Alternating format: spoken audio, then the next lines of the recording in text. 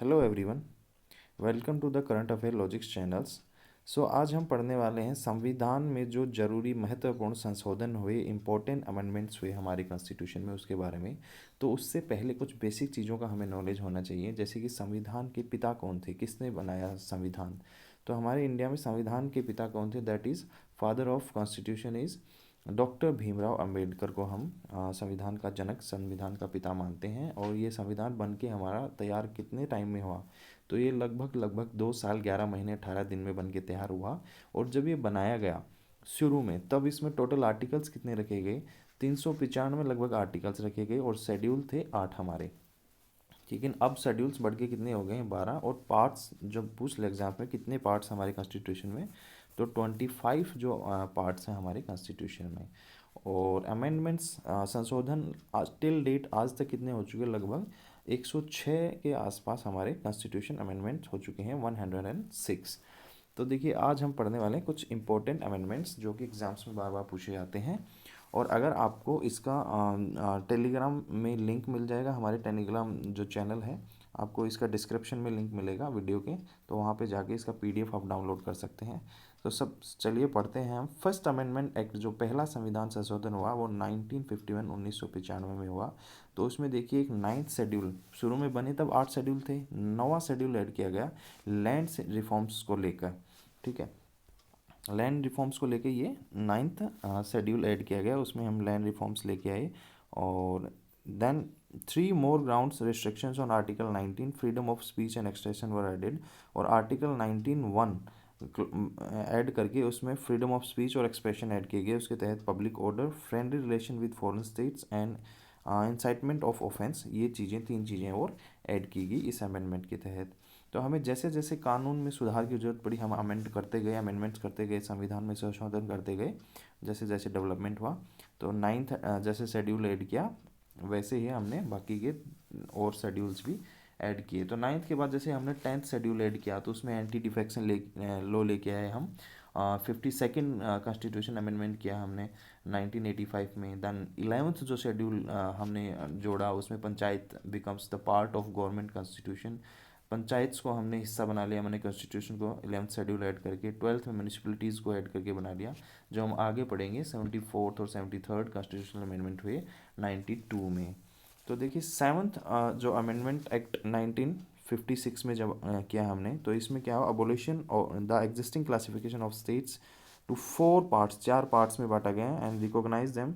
और हमने इस अमेंडमेंट के तहत 14 स्टेट एंड 6 यूटीज़ को रिकॉग्नाइज़ किया हमने, कि अब हमारे स्टेट्स कितने होंगे, 14, 4 पार्ट्स में स्टेट्स को डिवाइड कर दिया, और यूटीज़ कितनी, 6। रिकॉग्नाइजेशन ऑफ स्टेट्स, स्टेट्स को रिकॉग्नाइज करना शुरू कर दिया। कॉमन हाई कोर्ट ऑफ 2 और मोर स्टेट्स प्रोविजन इंट्रोड्यूस, कि जो बड़े 2 स्टेट्स हैं, 2 स्टेट्स हैं, उनका एक कॉमन हाई कोर्ट हो सकता है, ये इस अमेंडमेंट के तहत हम लेके आए। और पार्ट 7 रिप्लेस आर्टिकल 238, और पार्ट जो 7 था हमारा, उसको हमने रिप्लेस कर दिया आर्टिकल 238 से। And state recognisation on linguistic base also, और भाषा के आधार पर भी, जैसे साउथ में कर्नाटका, तो वहाँ पे कन्नड़ चलती है, कर्नाटका में, कनाडा बोल रहा हूँ, कर्नाटका में। तो उस हिसाब से हमने लैंग्वेज के बेसिस पे भी रिकॉग्नाइज स्टेट्स को करना शुरू कर दिया। देन हमारा आता है 9th अमेंडमेंट एक्ट 1960, 9वां संविधान संशोधन 1960। इसके तहत हमने जो किया था, वो क्या किया था, facilitate the session of Indian territory to Berubari union located West Bengal to Pakistan as provided in the Indo Pak agreement. ये इंडो पाक एग्रीमेंट हुआ इसके तहत 1958 में, कि ये बैरूबरी जो यूनियन हुआ, जो बैरूबरी हमारे इंडिया में था, वो पाकिस्तान को दे दिया हमने इस अमेंडमेंट के तहत। ठीक है।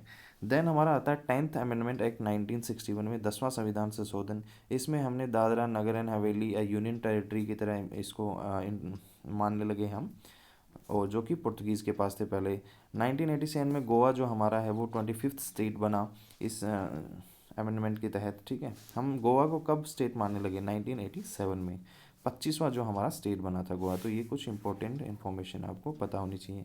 देन हमारा आता है 12th अमेंडमेंट एक्ट 1962, जो हमारा 12वां संविधान संशोधन हुआ। उसमें हमने गोवा, दमन एंड दीव को ऐड कर लिया इंडियन यूनियन में।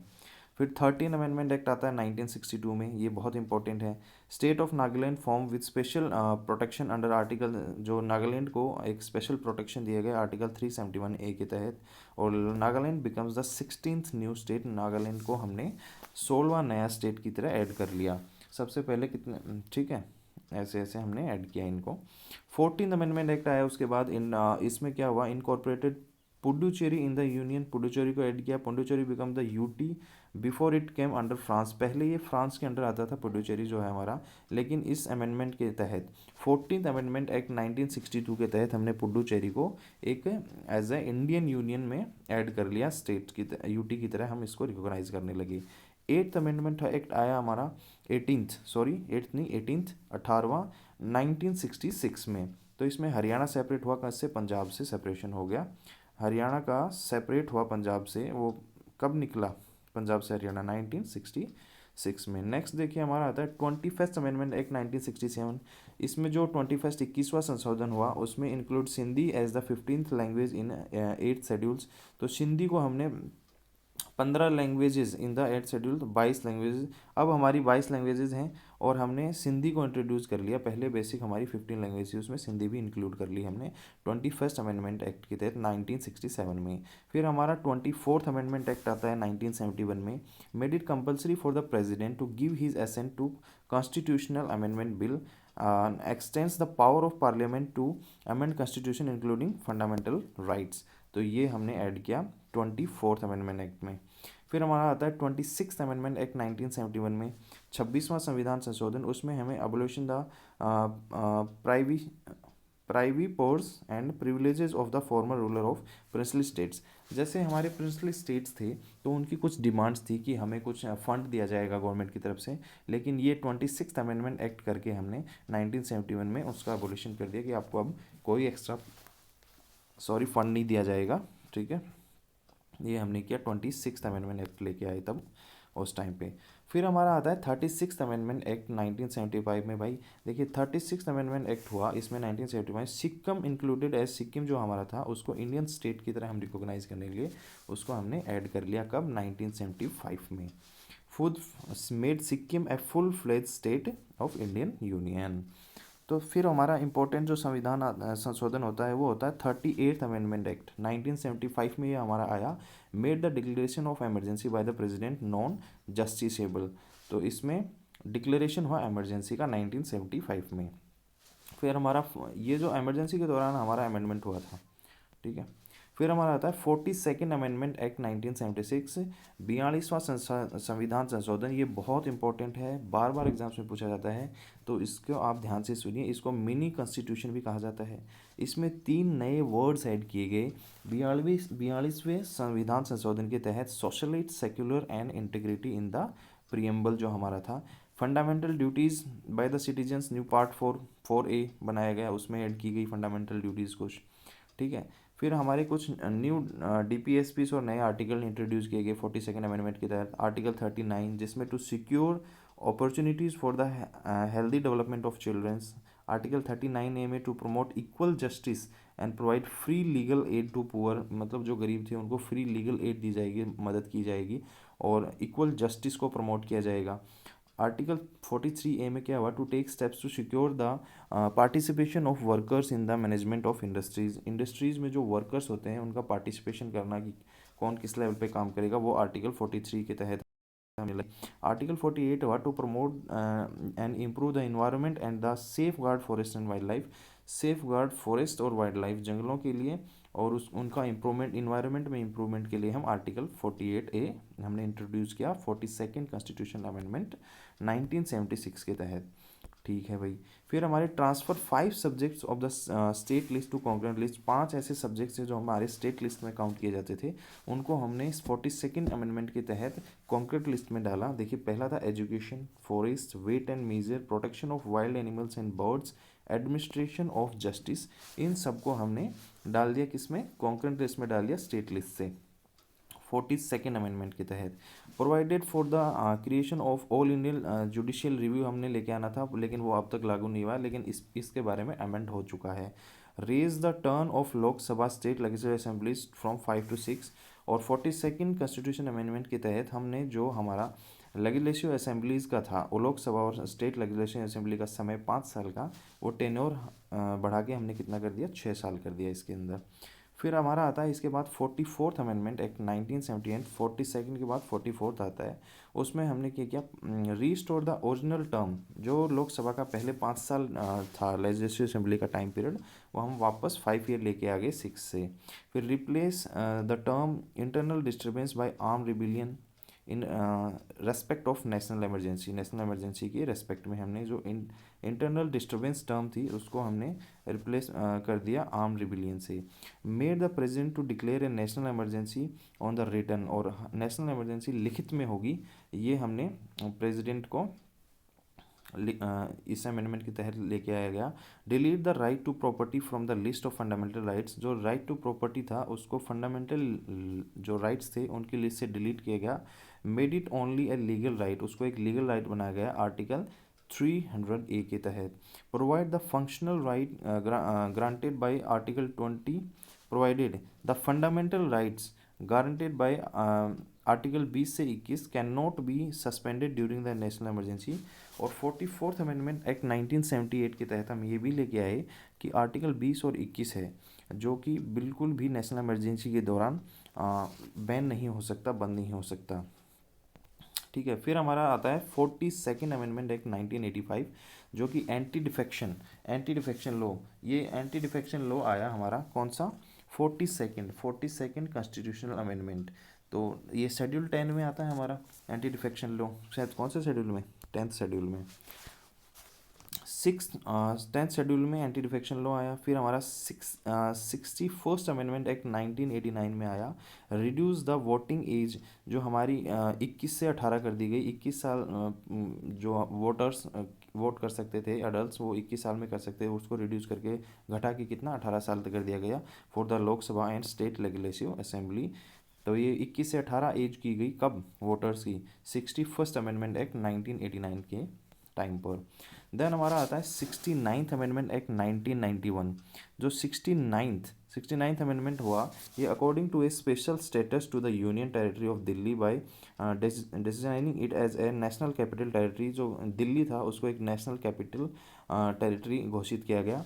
और the amendment also provide for the creation of 70 members legislative assembly and 7 members council of minister of Delhi, कि इसमें अगर इसको एक नेशनल कैपिटल बनाया गया तो इसमें 70 मेंबर्स होंगे लेजिस्लेटिव असेंबली के, और 7 मेंबर्स होंगे काउंसिल ऑफ मिनिस्टर्स, और यहाँ का सीएम भी होगा।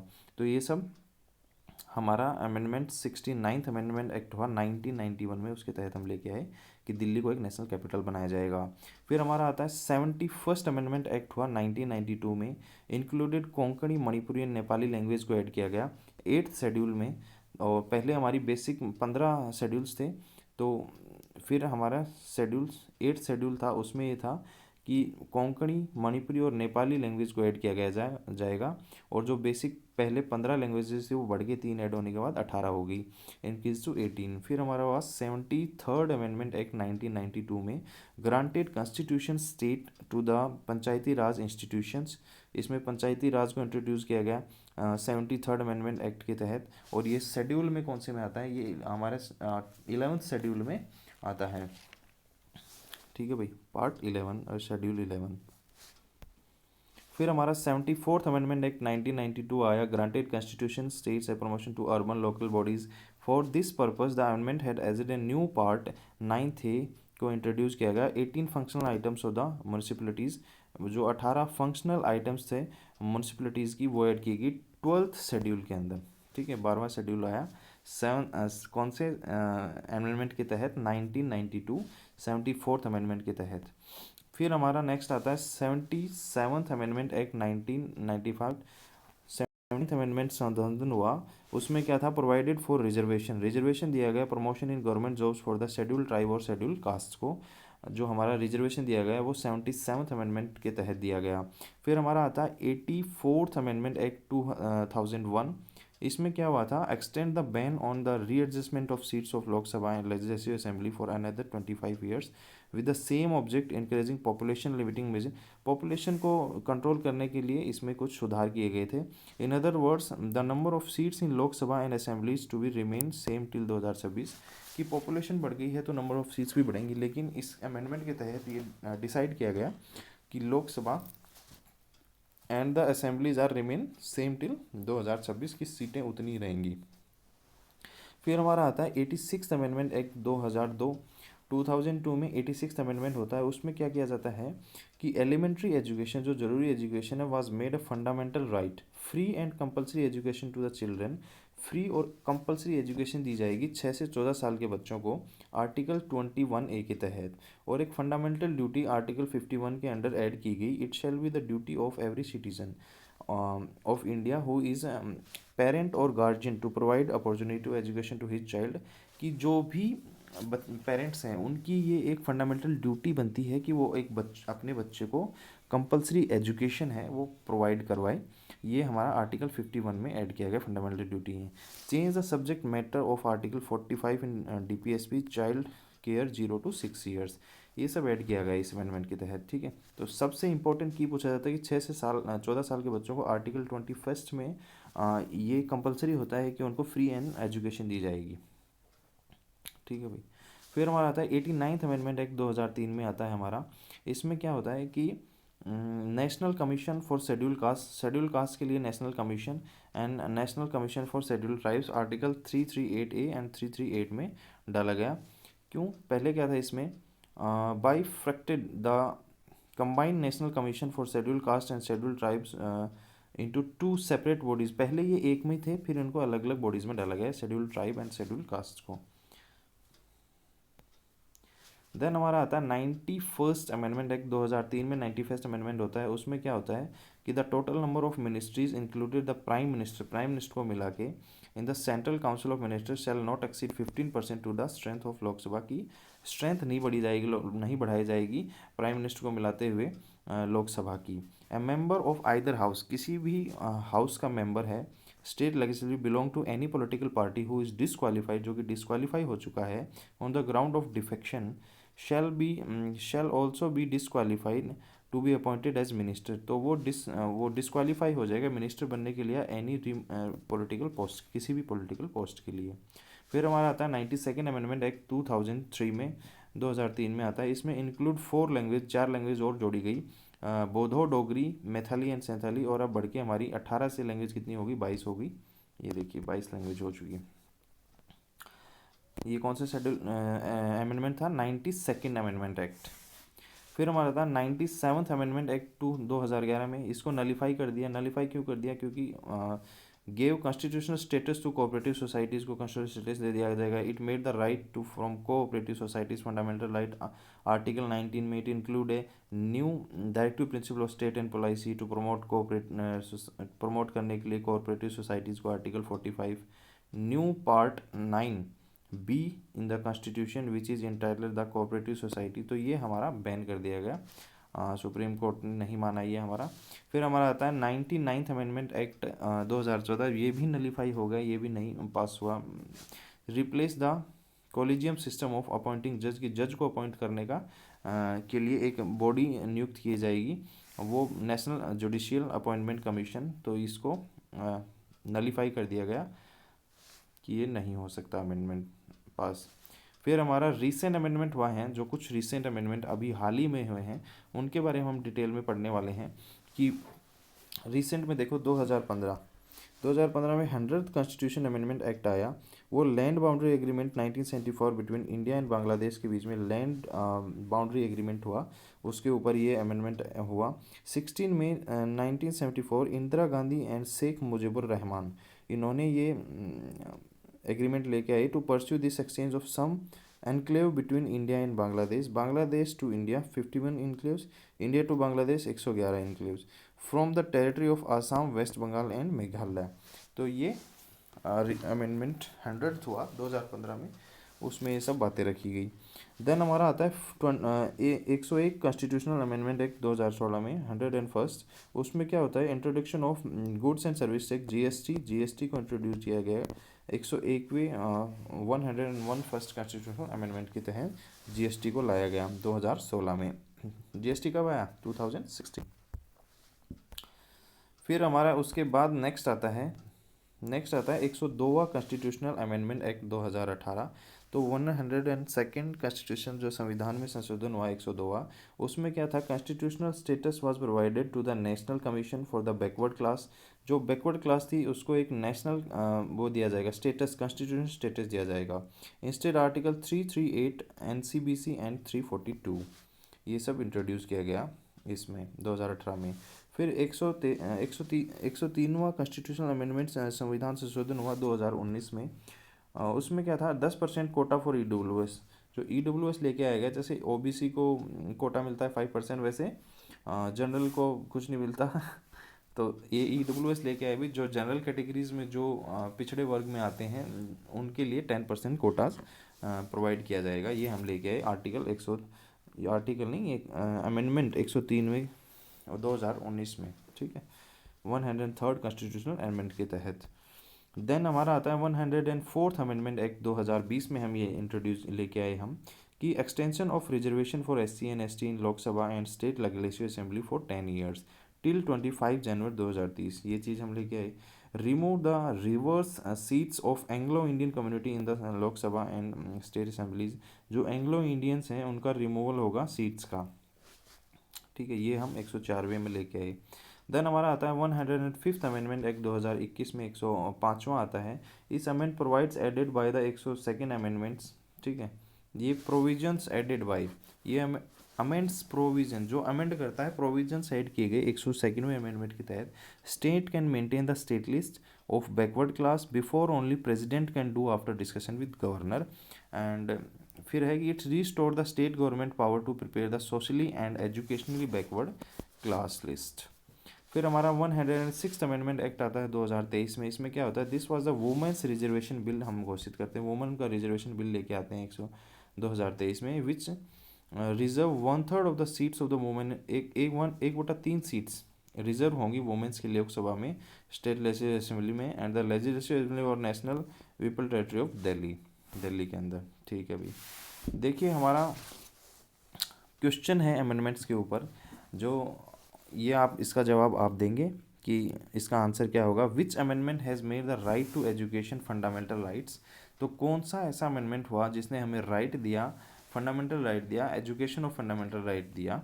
तो बताइए 75th अमेंडमेंट के तहत, 92nd amendment, 86th amendment and 90th amendment. तो इसका आप आंसर है वो कमेंट में करेंगे। अगर आपने ये वीडियो ध्यान से पढ़ी है और देखी है और इसके प्रॉपर नोट्स बनाए हैं तो बिल्कुल आप इसका जवाब दे पाएंगे इस क्वेश्चन का, ठीक है। ये है आपका होमवर्क एंड प्लीज़ कमेंट कीजिए कि आपको ये कैसा लगा वीडियो हमारा।